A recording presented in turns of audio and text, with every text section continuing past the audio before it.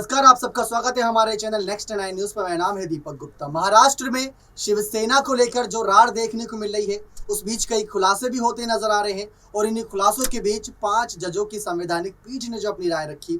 दरअसल मामले जो हम गौर से सुन रहे थे वो दल बदल को लेकर हमारा कहीं ना कहीं सोच थी कि उस पर फैसला आएगा, 16 विधायकों की विधायकी जाति नजर आएगी।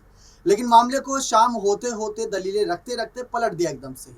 चुनाव आयोग तक ये मामला पहुंच गया। 16 विधायकों का क्या होगा, कुछ अता पता नहीं है। इसी की ज्यादा जानकारी लेने के लिए हमारे साथ खास सहयोगी प्रांशी जुड़ी हैं, जो बारीकी से नजरें बनाई हुई हैं तमाम राजनीतिक मुद्दों पर।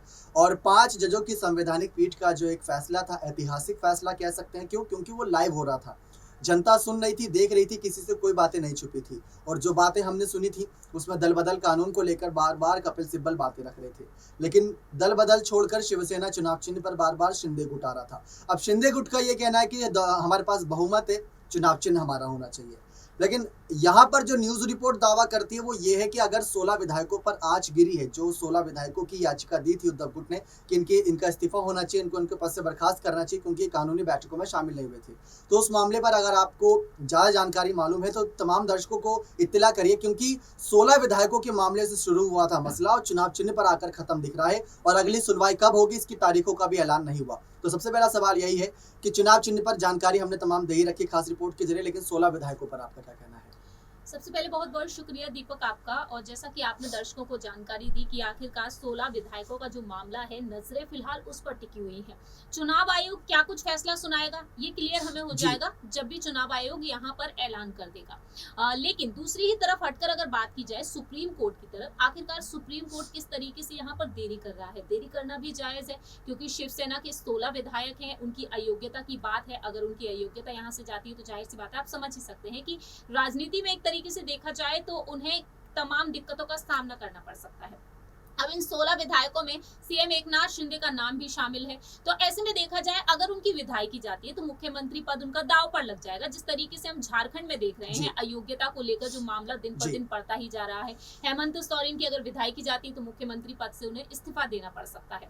वही नजारा यहाँ पर महाराष्ट्र में बीते लंबे वक्त से चला रहा है। तो 16 विधायकों की अयोग्यता पर अगर दीपक बात की जाए तो वाकई में अगर इन विधायकों की अयोग्यता अगर जाती है, यहाँ पर उन पर फैसला उनके पक्ष में नहीं आता है, तो जाहिर सी बात है शिवसेना में एक तरीके से देखा जाए तो एक बड़ी टूट देखने को मिल सकती है। बहुत सही बातें रखी, लेकिन कपिल सिब्बल का बार बार यही कहना था कि ये दल बदल हुआ है और दल बदल के आधार पर अगर जो लोकतंत्र के नियम कहते हैं, कानून कहते हैं, उसके आधार पर उनका दावा गलत है, उनका शिवसेना पर दावा बनता ही नहीं। क्यों? क्योंकि दल बदल जो कानून बनाया गया था वो बहुमत की सरकार को देखते हुए नहीं, बल्कि सत्ता को कैसे हासिल करने के लिए विधायक दल बदल कभी भी कर सकते हैं।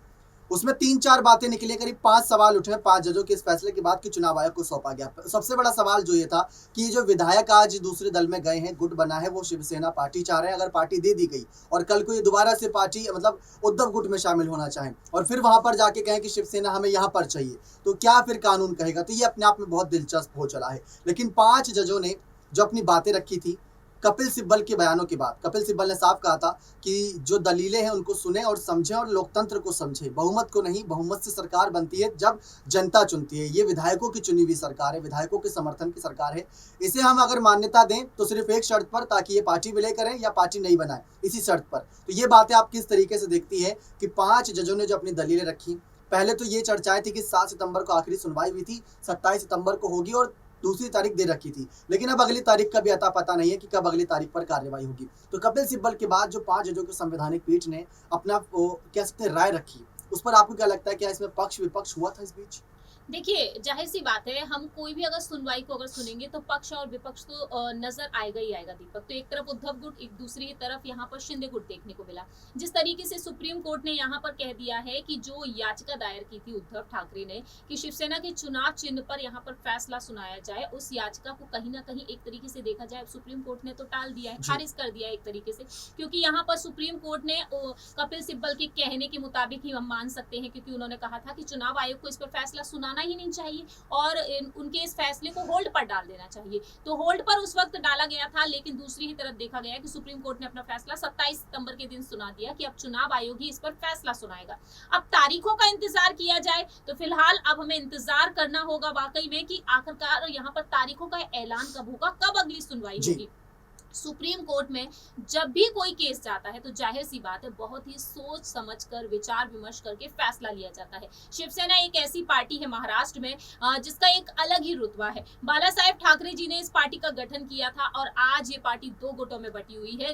वह कहते थे कि वह कांग्रेस के साथ कभी गठबंधन नहीं करेंगे, लेकिन आज उद्धव ठाकरे गठबंधन किसके साथ करके बैठे हुए हैं? राष्ट्रवादी कांग्रेस के साथ, कांग्रेस के साथ। वहीं यहाँ पर एकनाथ शिंदे उनकी रणनीतियों पर चल रहे हैं और उसी कहने पर बहुमत को देखते हुए यहाँ पर डंके की चोट पर कह रहे हैं कि शिवसेना उनकी है। लेकिन बात यहाँ पर अगर की जाए 5 जजेस की संविधान पीठ की बैठक के बारे में, उनके फैसलों के बारे में, तो बहुत ही यहाँ पर देखा जाए दीपक, हमें लंबा इंतजार करना पड़ सकता है, क्योंकि एकनाथ शिंदे के गुट के एक विधायक ने एक बात कही थी कि ये फैसला तो यहाँ पर 5 सालों तक नहीं आने वाला है। हम उस चीज को मान भी सकते हैं, नहीं भी मान सकते, क्योंकि शिवसेना पर ये फैसला आना वाकई में यहाँ पर देखा जाए एक पार्टी देखिए, का आपने जो बातें यहाँ पर रखी विधायकों की, उस बीच अगर उद्धव की दलीलें रखें तो उद्धव ठाकरे ने जो दस्तावेज तक थे चुनाव आयोग को नहीं सौंपे थे। शिंदे गुट ने सौंप रखे दस्तावेज जो शिवसेना पर उन्होंने अपना दावा किया है, लेकिन उद्धव गुट ने इस वजह से नहीं सौंपा क्योंकि उनको इंतजार था कि सरकार गिर जाएगी। किस वजह से? कि 16 विधायकों की अगर अयोग्यता पर नोटिस को मुहर लगती है 5 जजों की,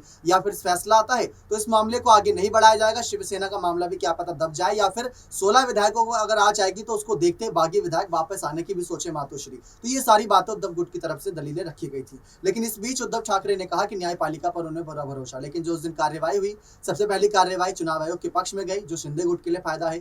दूसरी बात, यहाँ पर जो विधायकों की अयोग्यता का मामला था उस पर ज्यादा यहाँ पर सुनवाई हुई या नहीं, बहुत कम इसके बारे में जानकारी आई। लेकिन हमने आपको बताया लाइव प्रसारण हुआ था, तो उसको जितना भी सुना, जितना भी समझा, उसमें दलीलें सिर्फ और सिर्फ शिवसेना पार्टी को लेकर रखी गई थी। और कपिल सिब्बल और साथ ही साथ उनके जो 7 वकील पूरा नजर आ रहा था, वो सारी बातें ये कह रहे थे कि शिंदे गुट को शिवसेना पार्टी पर किसी भी तरीके से हक नहीं है वो दावा करे। जस्टिस चंद्रचूड़ ने भी ये बात पूछी थी कि किस हक से वो दावा कर रहे हैं।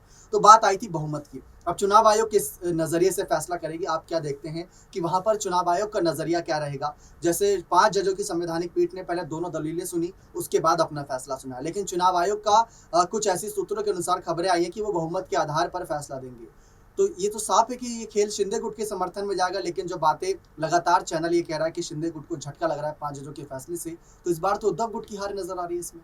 देखिए, जिस तरीके से यहाँ पर जो हार नजर आ रही है वो इस लिहाज से नजर आ रही है, कहीं ना कहीं उद्धव गुट कमजोर पड़ रहा है। विधायक, पार्षद, सांसद एक एक करके यहाँ पर शिंदे गुट में शामिल हो रहे हैं। तो टीम जो देखा जाए यहाँ पर उनका जो टीम है वो कमजोर पड़ती हुई दिखाई दे रही है। लेकिन विरासत में उनको ये पार्टी मिली है, इसके लिहाज से अगर गौर किया जाए तो कहीं ना कहीं दोनों ही गुट को झटका मिल सकता है, क्योंकि चुनाव आयोग यहाँ पर तमाम कानून जो लॉ है उनको ध्यान में रखते हुए आगे बढ़ता है। दोनों ही गुटों की बैठक को बुलाया जाएगा एक वक्त जब चुनाव आयोग को ये फैसला सुनाना होगा। दोनों से बातचीत की जाएगी और उसके बाद यहाँ पर बहुमत को ध्यान में रखते हुए कितने विधायक हैं, पार्षद हैं, सांसद हैं, पदाधिकारी हैं, उन सभी चीजों को, जो संख्याएं हैं, उनको ध्यान में रखते हुए फैसला सुनाया जाएगा। लेकिन आने वाले वक्त में देखा जाए तो उन तमाम चीजों पर गौर करते हुए कहीं ना कहीं इस चुनाव चिन्ह को, यानी कि यहाँ पर धनुष और बाण का जो चुनाव चिन्ह है उसको कहीं ना कहीं फ्रीज भी किया जा सकता है। तो ऐसे में दोनों ही गुटों को नहीं मिल सकता है। और एक वक्त के बाद यहाँ पर ये भी कहा गया है कि चुनाव आयोग यहाँ पर अहम फैसला ये भी लेते हुए नजर आता है कि अगर यहाँ पर चुनाव चिन्ह फ्रीज होता है तो कहीं ना कहीं उद्धव ठाकरे के गुट को या फिर एकनाथ शिंदे के गुट को एक नई पार्टी का गठन करना पड़ेगा और एक नया चुनाव चिन्ह यहाँ पर बन सकता है। तो इस तरीके से यहाँ पर चुनाव आयोग कुछ भी फैसला ले सकता है। ऐसा बीते कई सालों पहले कांग्रेस पार्टी के साथ भी हो चुका है, जब कांग्रेस 2 गुटों में बटी थी और आज हम शिवसेना को बटते हुए देख रहे हैं। इससे पहले कई ऐसी पार्टियां हैं जो 2 गुटों में बटती हुई नजर आई, तब चुनाव आयोग ने बहुत ही सोच विचार करते हुए फैसला लिया है। तो ये बहुत जरूरी जानकारी दी जो प्रांशी ने दी कि 2 गुटों में पहली बार नहीं जो पार्टियां बटी, इससे पहले ही बढ़ चुकी हैं। लेकिन अब कपिल सिब्बल की जो बातें थी, या तो पार्टी में विलय करे या नई पार्टी बनाए, उन पर रोक लग चुकी है, क्योंकि अब चुनाव आयोग का फैसला आखिरी होगा और वो तारीख भी नहीं सामने आई कि चुनाव आयोग अपना फैसला कब सुनाएगा। लेकिन खबरें ऐसी हैं कि बहुमत के आधार पर होगा। अगर ऐसे ही है तो ये सीधा सीधा शिंदे गुट के लिए नहीं बल्कि इस बार उद्धव गुट के लिए हार नजर आ रही है। बहुत बहुत शुक्रिया प्रांशी हमारे साथ जुड़ने के लिए, जानकारी देने के लिए तमाम दर्शकों को। लेकिन आपकी क्या राय है? आप तो जनता हैं, आप जानते हैं कि क्या कुछ किस पार्टी, किस नेता के साथ, किसके साथ धोखेबाजी हुई, किसने किसके साथ गद्दारी की। आपकी राय क्या है कि शिंदे या उद्धव, किसके समर्थन में ये शिवसेना का चुनाव चिन्ह जाना चाहिए? उद्धव के पास ही रहना चाहिए या शिंदे गुट को सौंप देना चाहिए? ये अपनी राय खुलकर कमेंट सेक्शन में जोड़ रखिएगा। बहुत बहुत धन्यवाद।